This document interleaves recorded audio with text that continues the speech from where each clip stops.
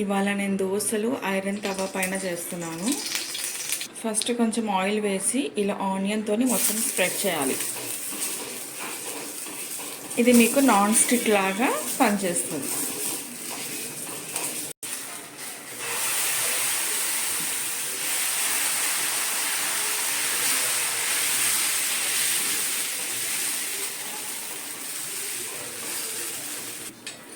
Dosa fry అయింది, ఇప్పుడు తీస్తున్నాను.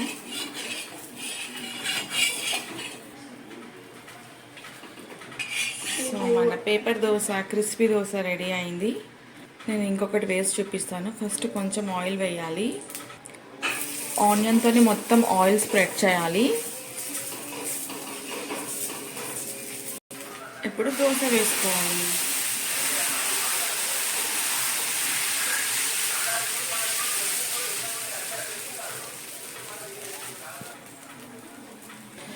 ఈ దోశ అయ్యింది, నేను తీస్తున్నాను ఇప్పుడు.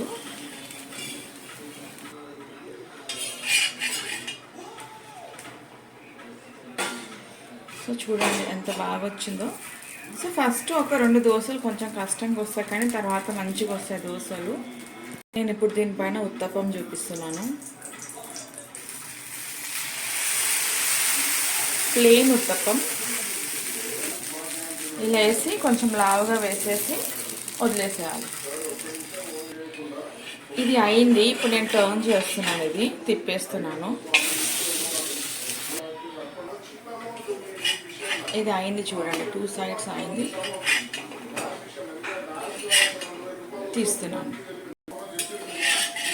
చూడండి ఎంత బాగా వస్తుందో. ఫస్ట్ 2 దోశలు కొంచెం కష్టంగా తీయడం అయింది, బట్ ఇప్పుడు చూడండి ఎంత బాగా వచ్చిందో అండ్ ఎంత బాగుందో చూడండి.